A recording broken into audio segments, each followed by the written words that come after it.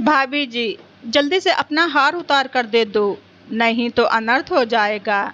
बाहर से भागते हुए नागेश जी आए और मेघा जी का हार पकड़कर खींचने लगे। मेघा जी अपना हार पकड़ते हुए बोली, ये क्या कर रहे हो आप भाई साहब, और ये क्या बोल रहे हो? मैं भला अपना हार क्यों दूं? भाभी जी, बात को समझने की कोशिश कीजिए। आपकी बेटी की इज्जत दांव पर लगी है। लड़की की बारात अगर वापस चली गई तो बहुत बदनामी होगी। गांव समाज में 10 तरह की बातें होंगी। क्या मुंह दिखाएंगी आप समाज को? क्या कहेंगी सबसे? तभी पीछे से मेघा के पति दीपेश जी भी भागते हुए आए। डर और घबराहट से उनका पूरा चेहरा सफ़ेद पड़ गया था, पसीने से भीग गए थे। मेघा अपने पति दीपेश जी की ऐसी हालत देख और भी घबरा गईं। क्या हुआ जी? ये क्या हालत बना रखी है आपने? और क्या हुआ है बाहर? सब ठीक तो है ना? नहीं मेघा, कुछ भी ठीक नहीं है। नागेश्वर भाई साहब ने हमें फंसा दिया। अरे वाह दीपेश जी, अब मैंने क्या किया? गुस्से में नागेश जी बोले। दीपेश जी, सारी गलती आपकी है। मैंने सगाई के समय ही बोल दिया था कि मुझसे इतना नहीं हो पाएगा, नहीं दे पाऊंगा मैं इतना। फिर आपने उन्हें क्यों बोला कि हम शादी में हार देंगे? दीपेश जी का गुस्सा देख सकपका गए नागेश जी। बात को संभालते हुए बोले, अरे दीपेश भाई साहब, बात को समझने की कोशिश करिए। शादी में थोड़ा ऊपर नीचे तो होता रहता है। जानबूझकर थोड़ा बहुत झूठ तो बोलना ही पड़ता है। 19-20 का अंतर हो जाता है। और ऐसा भी क्या कि आप एक हार नहीं दे सकते? इतनी कम आमदनी भी नहीं है आपकी। वह नागेश भाई, सब कुछ जानते हुए भी क्या इज्जत का तमाचा मारा है आपने खींच के। देखिए दीपेश जी, आपको जो भी बातें करनी है, बारात विदा हो जाने दीजिए, फिर आराम से बात करिएगा। कहते हुए नागेश जी मेघा जी का हार निकालने लगे। बेचारी मेघा जी की आंखों में आंसू आ गए। आखिर बेटी की शादी का सवाल था, इसीलिए उन्होंने चुपचाप हार निकाल कर दे दिया। क्योंकि बाहर मंडप में दूल्हे का पिता काफ़ी गुस्से में खड़ा था और जिद पे अड़ा था कि अगर लड़की को हार नहीं मिला तो अपने लड़के की बारात वापस लेकर चला जाएगा। ये तो हमारे साथ धोखा हो रहा है। हमसे वादा किया गया था, हम कोई ज़बरदस्ती तो नहीं भाग रहे हैं।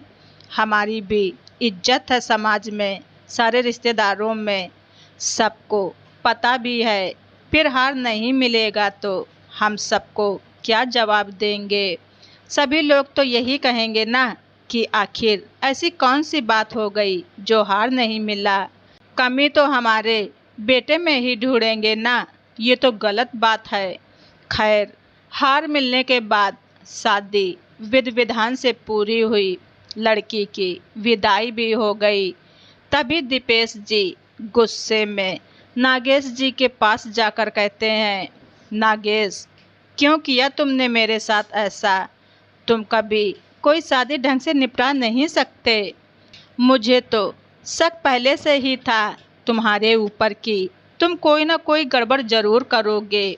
लेकिन कहीं ना कहीं ये विश्वास भी था कि कम से कम अपनों को तो छोड़ ही दोगे।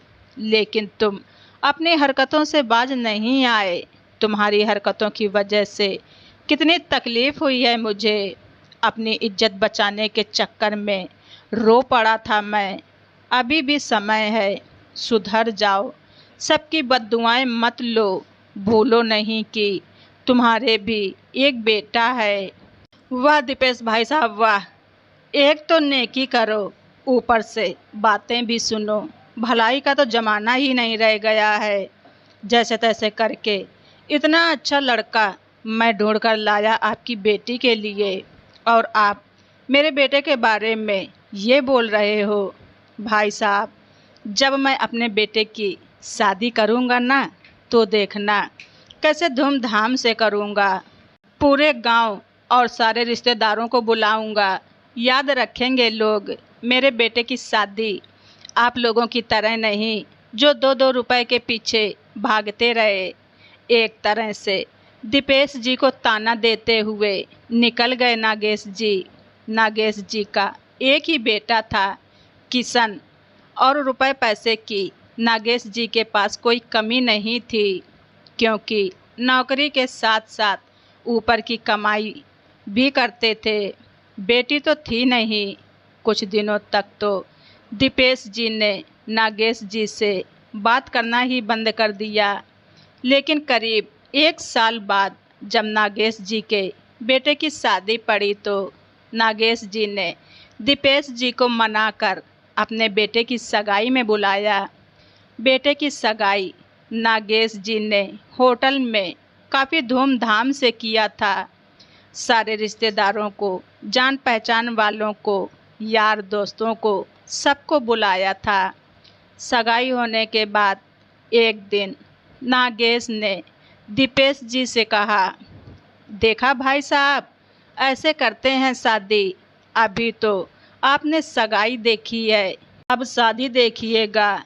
दीपेश जी समझ गए कि ये हमें ताने मार रहे हैं, लेकिन कहते हैं ना कि भगवान के घर में देर है पर अंधेर नहीं। सबको करने की सज़ा ज़रूर मिलती है। जो नागेश जी सबकी गरीबी का मजाक उड़ाते थे, बेटी हो या बेटा, सबकी शादियों में ज़रूर कोई ना कोई अड़चन पैदा कर देते थे। सगाई के बाद उनका ही बेटा शादी के दिन ही घर से गायब हो गया। चारों तरफ हल्ला मच गया, हाहाकार मच गया। शादी का घर था, लोगों की भीड़ थी और दूल्हा ही गायब था।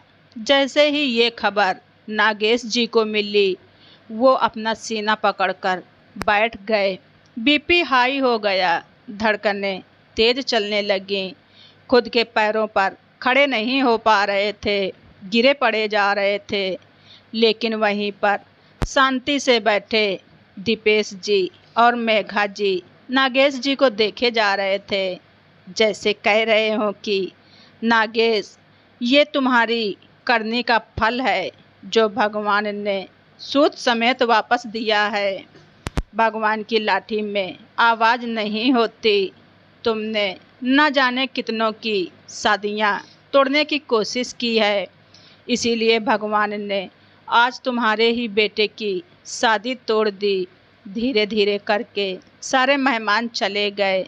दीपेश जी भी मेघा जी के साथ घर वापस आ गए। इस घटना को लेकर सबको दुख जरूर था, लेकिन सबकी जुबान पर एक ही बात थी कि आज नागेश जी भाई साहब को उनके करने का फल मिला है। शादी तोड़वाना या किसी की शादी में अड़चन पैदा करना किसी पाप से कम नहीं होता, और ये बात शायद आज नागेश जी भी समझ चुके थे। फिर 15 दिन बाद ही नागेश जी का बेटा किशन अपनी पत्नी शिखा के साथ घर वापस आया। उसने लव मैरिज शादी की थी। वो बस अपने पापा नागेश के दबाव के कारण मजबूर था, इसलिए घर छोड़कर भाग गया था। लेकिन इन सब के चक्कर में नागेश भाई साहब की इज्जत की धज्जियां उड़ चुकी थीं। वो अब किसी से नज़रें नहीं मिला पा रहे थे। तो दोस्तों, आप सभी लोगों को हमारी ये स्टोरी कैसी लगी कमेंट बॉक्स में ज़रूर लिखें। चैनल पर नए हैं तो सब्सक्राइब करना ना भूलें। हमारी स्टोरी को ज़्यादा से ज़्यादा शेयर करें। धन्यवाद। रिचा वाइस।